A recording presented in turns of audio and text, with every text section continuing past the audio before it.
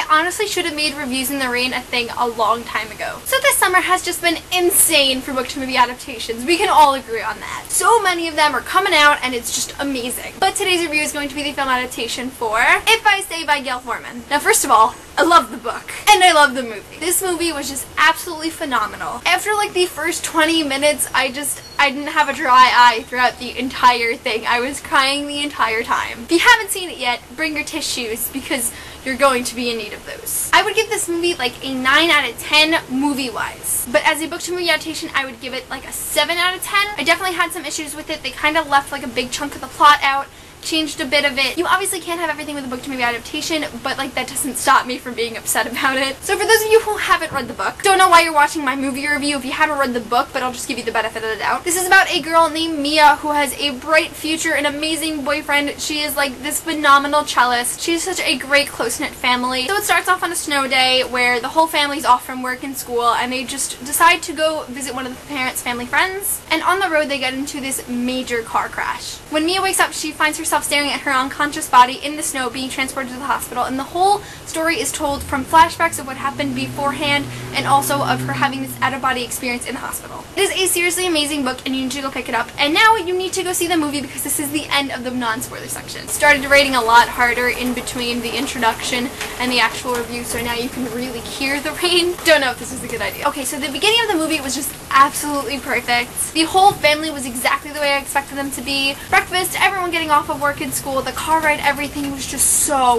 well done. I think one of my favorite scenes in the entire movie is when you just see Mia's dad riding home all rockered out with this big bright blue cello case on his back, riding his bike home to show Mia, and she just starts playing it in the garden right away. It was so cute. For the car crash, I kind of expected to see it like flip over and for it to be really intense, but you kind of just see the tires skid and then it kind of pans out to the trees and then pans back into Mia standing around, running around, trying to figure out what the heck is going on. One thing they left out from the book was that Mia sees her family. I understand showing the family after the car crash could have been a little graphic, but honestly, Mia did not freak out enough. I mean, first of all, just seeing yourself and trying to talk to these people after a giant car crash, that's enough to drive somebody insane. But when she can't find her family, it's just like, she wasn't like freaked out. She wasn't scared or nervous, she just kind of spun around and asked people for help and nobody answered her. I honestly think if she saw Teddy in the ground, conscious or not, she would have just absolutely lost it, and that was something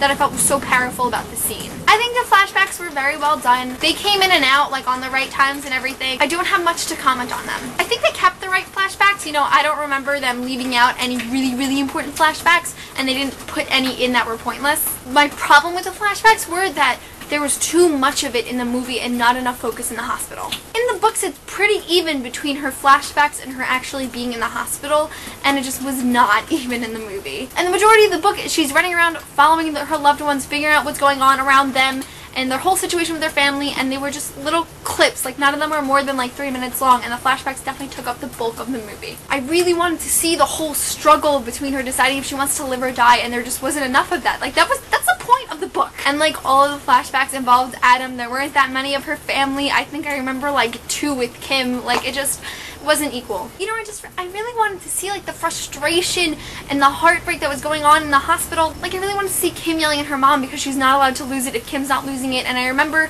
Adam having a much bigger part in the hospital. I know he wasn't there the whole time, but like, he only had like 2 or 3 scenes in the hospital, and it was just when he was trying to get in to see Mia and when he saw Mia. Like, that was it. Definitely imagine the sex scene slightly different. I mean, I get it's a PG-13. We can't have full XXX porn on here. This is not 50 Shades Grey. But I do not remember it being in a garage. I really think it was in Mia's room. I don't remember the book perfectly to every single detail like I did with The Fault in Our Stars, but I still remember it being much more romantic inside of Mia's house. And I also imagined like the whole play me like a cello bit a little bit different too. I thought she literally was playing him like a cello, like bow and all, and she just kind of touched him and said that if she was playing this, it would feel like that, and if she was playing this, it would feel like that. and like that was it. One thing I definitely did appreciate in the movies is that Mia's reluctance to go to Adam's shows was done really, really well. You could see it when she was at their first show that she went to, and then you could see it when he dropped her off and wanted her to stay out, and she didn't stay out. And later on she mentioned that she hates going to his shows, and I just felt like that was very, very genuine. They changed the band name. That is such a simple detail to keep in the movie, and I don't understand why they changed it. I definitely like the scene where Mia and Adam were talking after the show before he drops her off, and she's just like, you know, you and Liz have a lot in common. And then Adam goes, yeah, we have a lot in common. Like, we both like girls. She's just like, oh. And I loved how Mia's parents were sitting outside the window listening and telling her to go out, and it was just so funny. But then Mia faked sick, and it was so obvious, and it just made me so angry, like, shut up. I think the Halloween show scene was definitely the most accurate to the book. It was just exactly the way I imagined it in my head when I was reading it. Like, she looked the way she did in my head, and she acted the way she acted in the book, and I really felt like I was reading it and just watching, like, my imagination from afar. Adam as Beethoven was just so cute. Just everything about that scene, Mia taking the shot and going off to dance and everyone talking to her, it was just so good. Now, I don't know if I'm mistaken on this, but I don't remember Mia and Adam fighting that much. You know, I thought they had like normal fights, and they had that one big fight, and they had that period like 2 weeks after they started dating that they didn't think they were gonna make it. I just don't remember them having that many issues. Like, I feel like half of the flashbacks were about their beautiful love story, and the other half were them just fighting and being angry at each other for whatever reason. And Mia's Juilliard edition was beautiful. I loved how in every scene that Chloe was playing the cello, she just looked so into it and literally possessed by the music, her facial expressions, and her hand movements. It was just so good. I don't know if Chloe had to learn how to play the cello for this, or if they faked it or whatever, but it was so good. My biggest disappointment of the movie is that they didn't include Brooke Vega. If you don't remember from the book, Brooke Vega was the rock star in the band that Adam was opening for the night that Mia had her accident, and there was that whole big thing about how Adam couldn't go to the show because Mia was in the hospital. So everyone from Shooting Star and everyone from Brooke Vega's band come in, and they disrupt the entire ICU because, like, it's Brooke Vega, and that way Adam can get past that British security guard and go see Mia. I was just so ready for that scene, and it never came.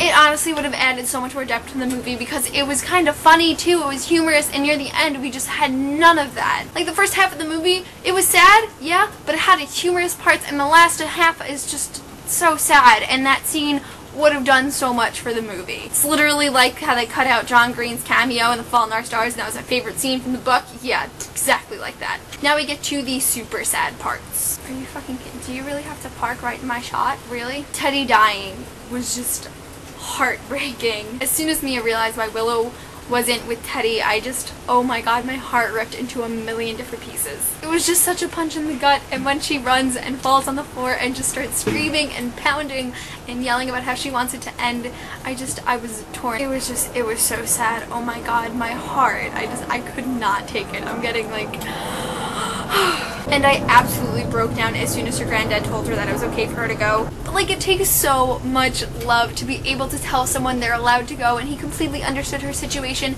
and why she wouldn't want to stay, and it was just so much just feels, guys. I think that might have been when I cried the most in the movie. I was sobbing so loudly. My friends just kind of stared at me. It wasn't pretty. Kim talking to Mia was really, really sad, and Kim's character was so good. She was so well portrayed in the movie, and I love when they get something right like that. Like, just even something as simple as the best friend's character being done perfectly. That was really good. I really, really love the part when she's about to say, okay, I'm done, I'm ready to go. And she's walking out of the hospital doors, and she opens the door, and it's like beautiful, and then she starts hearing Yo-Yo Ma, and she's just like, just after this song, and it turns out it's Adam with the headphones playing it for her, and oh my god, that scene, man. Mia's best day might have been my favorite scene in the movie. You know, I said that about the Halloween scene, but I really, really liked this scene. They were doing the cup song. It was so, the song Mia and Adam played and it was just so beautiful.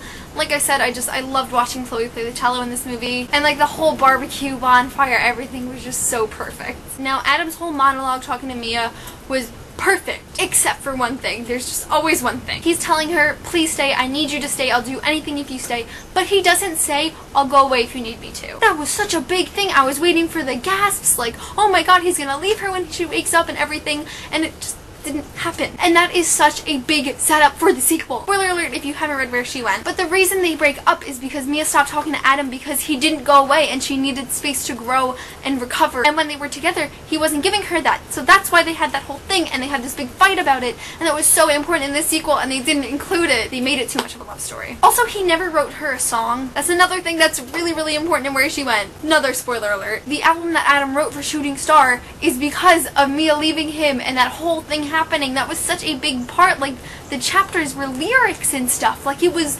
huge. And they just completely took that out and put it in the movie. And they had the scene where Adam's like, you're gonna have to do something really terrible, like cheat on me if you want a song. But they didn't include the line where Adam says, Mia, don't make me write a song. And I feel like for whatever reason that is much more powerful than him actually writing a song. Like, yeah, it was cute, but like I said, they made it too much of a love story and I wanted that line so badly. Just one line. Why couldn't they just give me one line? But I absolutely loved the ending. When Mia opens her eyes and Adam just says Mia and the screen goes black, I am just like, yes. I was so terrified they were gonna add more and like Mia was gonna wake up and talk to everybody and oh, so thankful they kept that in. Everyone in the theater is screaming, what are you talking about? And I'm actually laughing. I'm just like, yes, this is how it ends. It's so perfect.